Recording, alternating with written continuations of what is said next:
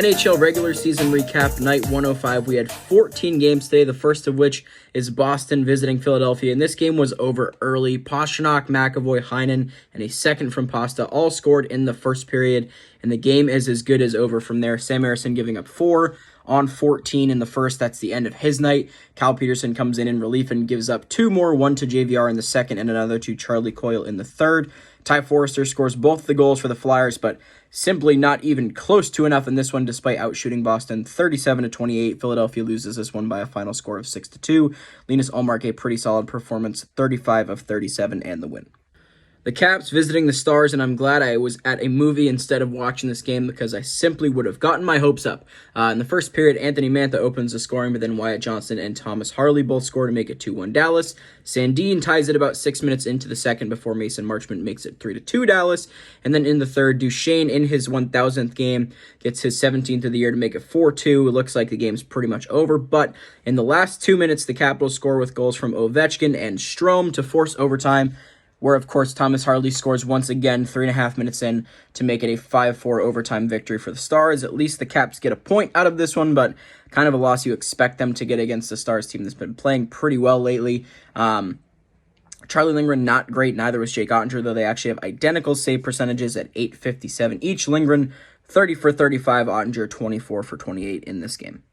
The Oilers hosting the Predators, and once again, the beat goes on for this Edmonton team. They win by a final score of 4-1, extending their winning streak to 16 consecutive games, and Leon Draisaitl acquires his 800th career point with a goal and 2 assists in this one. He's the 4th fastest Edmonton Oiler in history to do so in just 683 games. The Oilers didn't outshoot the Preds. They actually only get 21 shots, but they capitalize on their chances as they usually do, and it ends up being a 4-1 final. Goal in the first from Nuge, in the second from Draisaitl, and then in the third, McDavid scores 9 minutes in. Colton Sissons does break the shutout bid for Stu Skinner about 13.5 minutes into the third period, but then Zach Hyman with the empty netter with about 3.5 to play. And that's that, man. It's a pretty expected win for this Edmonton team. Not that the Preds are bad, but Edmonton's just been steamrolling everybody, and I feel like it's going to take a team like perhaps Vegas in their next game to end this streak. So we'll see if Vegas is able to do that, but for tonight, it's a celebratory night for the Oilers and for Leon Draisaitl in particular. McDavid also really good tonight, a goal and 3 assists in a pretty much expected victory for Edmonton. 4-1's the final.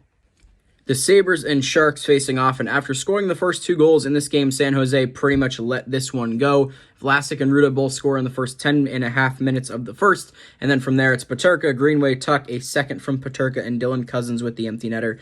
2 goals in the first for Buffalo, 1 in the second, and 2 more in the third.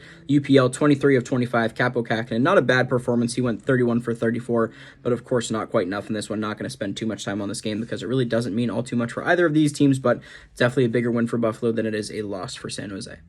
The Senators taking on the Rangers, and in similar fashion to the previous game, Ottawa scores the first 2 goals, the first from Tkachuk in the first, and the second from Chychrun in the early stages of the second, and then from there it's all Rangers. Lafreniere, Kreider, Jones, Brodzinski, and Wheeler all scoring in the second period. Korpisalo only has the chance to give up 4 of those goals because he's pulled on the 17th shot he faces, 13 of 17, a .765 save percentage for him. And then in the third, we have Panarin and Kakko, but the game's already over at that point, so who really cares? Jonathan Quick, 29 of 31. The Sens still cannot put anything together. They had a decent week last week, and then they start this week off by laying a complete stinker, while the Rangers rebound a bit off of a kind of shaky on and off stretch that they've had lately, but a good performance from Quick, and of course their offense firing on all cylinders against a struggling Jonas Korpisalo. 7-2 is the final in this one. The Penguins taking on the Canadiens, and I really thought the Canadiens were going to clutch this one up for me, but just not quite able to do so. Caden Gooley scores in the first, Lars Eller and Juraj Slavkovsky both scoring in the second, and then about halfway through the third, Jake Gensel ties it, forces overtime, and Marcus Pettersson, of all people, ends up being the hero. Both goalies pretty good tonight. Jake Allen, 30 of 33 in the losing effort. Tristan Jarry, 25 of 27, a .926 save percentage, just good enough for the victory here for Pittsburgh. 3-2 in overtime is the final. The Leafs and Jets in a relatively fresh rematch off of their more recent game. Dylan Sandberg opens the scoring with his first of the year before Ryan Reeves scores with less than a minute to go in the first to make it 1-1 after 1. no goals in the second, and then we have a bit of an offensive explosion in the third. Tavares scores on the power play less than 2 minutes in. Matthews gets his 40th of the year with about 4.5 to go. Simone Benoit gets his first of the year via an empty netter with less than 2 minutes to go, and Mason Appleton, scores with less than 20 seconds to go and creates an absolute mess in front of the Leafs net afterwards. So it was a pretty entertaining last few moments. I did not watch much of this game, to be completely transparent, but a big win for the Leafs. They've been playing decently in their last couple of games, and more importantly, Ilya Samsonov has looked pretty good tonight. He goes 24 for 26, while Connor Hellebuck goes 26 for 29. So Sammy, the better of the two goalies this evening, but really just more confidence for him, which is big, I think, considering the way that the last month prior to these last few games have gone for him. So big win for the Leafs, 4-2 is the final. The Hurricanes hosting the Coyotes, and after Logan Cooley scored his 6th of the year in the first period, the rest of the goals belonged to Carolina. Martin Necas with one on the power play in the second, and then Orlov and Fast both scoring in the third. It's a 3-1 final. Antti Ranta faces just 11 shots in this game. They get no shots in the third period due to the Coyotes. It's 8 in the first, 3 in the second, and then again 0 in the third to Carolina's 18. It was a dominant night for Carolina. I cannot imagine being Antti Ranta in these games. These ones are boring for goalies, but he'll take the win and a .909 save percentage. Connor Ingram, meanwhile, very busy, 36 for 39, and a pretty solid showing for him, but just can't get the win when your team only takes 11 shots in 60 minutes. That's unbelievable. The Devils taking on the Lightning, and for a game that didn't see a goal until the second period, the over was the safe bet in this one. It's a 6-3 final. In the second, Nick Paul and Brandon Bagel score to make it 2-0 Lightning. Andre Palat cuts the lead in half just under 3 minutes into the third, but exactly a minute later, Stamkos makes it 3-1. Bratt makes it 3-2. Point makes it 4-2. Toffoli makes it 4-3. Hagel makes it 5-3, and then Point with the empty netter makes it 6-3. A wild third period in this one, but the Devils just not quite able to find an equalizer. They lose this one by 3, despite keeping it pretty close and entertaining the majority of the night. Vitek Vanacek, the far busier of the two goalies, he faces 40 shots, gives up 4. Vasilevsky gives up 3 on 24. So actually the worst of the two save percentages tonight, but of course his team peppered Vitek, so they're able to pick up the victory. It's a 6-3 final for Tampa Bay. The Islanders hosting the Panthers, and once again, after that first win under Patty Waugh, the coaching buff has been dead. They lose this one 3-2 in overtime. No goals in the first, and this one once again in the second. Reinhart with his 37th of the year. Simon Holmstrom with his 12th. We head to the third. Kachuk nets one on the power play as well, and then Palmieri scores with less than 2 minutes to go. In the overtime, it's Oliver Ekman-Larsson from Rodriguez, and Stoli the goalie with an assist on the game winner in this one too. He also goes 21 for 23, a .913 save percentage, and of course the win. Varlamov, pretty good tonight, 34 of 37, a .919, but just not quite good enough. And once again, this coaching buff is already long gone. The Islanders are still very much in trouble, 5th in the Metro, and plenty of teams breathing down their neck to try to jump them in the race for a playoff spot in the East. The Red Wings taking on the Golden Knights, and really the 3 biggest names for this Red Wings team right now power them to victory. It's Dylan Larkin with 2 goals, Mo Seider with 2 assists, and Alex Lyon going 28 for 30, a .933 save percentage that really propelled this team to the win. A lot of goals in the first here. Larkin, Wallman, Barbashev, Cotter, and Veleno all scoring in frame 1, nothing in period 2, and then Kopp and Larkin with an empty netter in the third. Not a great night for Logan Thompson. He goes just 24 for 28. Wasn't terribly busy, but not quite able to provide enough stops, to keep his team close in this one. Again, a win that Detroit has needed. They've been on a little bit of a slide, and the other teams of the Atlantic have looked pretty good. They get back on the right side of the win column with this one for Vegas. They hop back onto the wrong side of it despite a couple good games in their past few, but not overly concerned for the Red Wings, though. It's a big one, 5-2 over Vegas.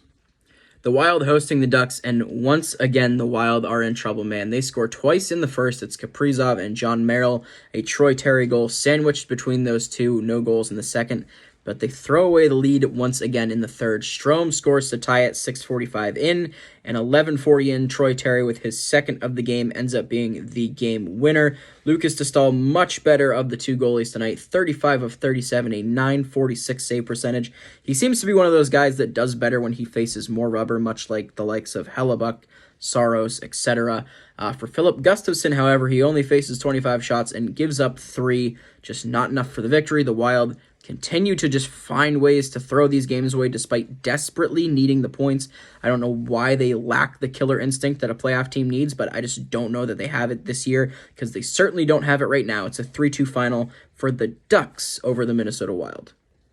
The Calgary Flames taking on the Blackhawks, and what should have been a pretty easy game for the Flames ends up being a pretty difficult one, but thankfully for them, Jacob Markstrom looking about as good as most of his Hut cards do, 32 of 32 for him in the shutout effort. Elias Lindholm with the only goal in this one on the power play in the second period from Nazem Kadri and Yegor Sharangovich. Peter Mrazek, of course, also pretty good in this one. He stops 30 of 31, but like we always say, you can't win if your team doesn't score. That's the case for the Hawks tonight.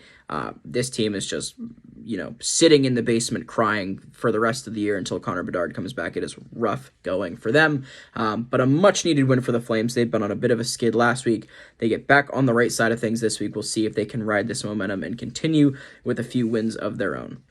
We close things out tonight with a surprising banger of a game between Columbus and the Vancouver Canucks. No goals once again in the first in this one, but then a disastrous second for the Canucks. It's Texier, Corrali, Besser, Jake Bean, and Kirill Marchenko. 4-1 Columbus after 2, but in the third, they bring it all the way back. It's Pettersson with his 26th of the year on the power play. Brock Besser scores his 29th and 30th, also both on the power play. They could not get out of the box, could Columbus, in the third period. And then in the overtime, it's Elias Pettersson with his second of the game. Besser, of course, completed the hat-trick effort in the third. Merzlikins wanted a distinct kicking motion to get called here. No dice for him. The puck literally just goes off of Pettersson's skate and in. And this is a tough loss for Columbus, but a needed win for Vancouver. This is not the type of game you want to lose, a typical trap game, but they end up getting it done despite a really tough second period. Thatcher Demko, 25 of 29. Merzlikins, 28 of 23 in the losing effort, and of course he was not very happy leaving the ice in this one. But a big win for the Canucks, and that's going to be it for NHL regular season recap night 105. We'll talk to you guys tomorrow. I think just 2 games. Neither of them are all that great, so hopefully you guys are football fans. Let's go Lamar.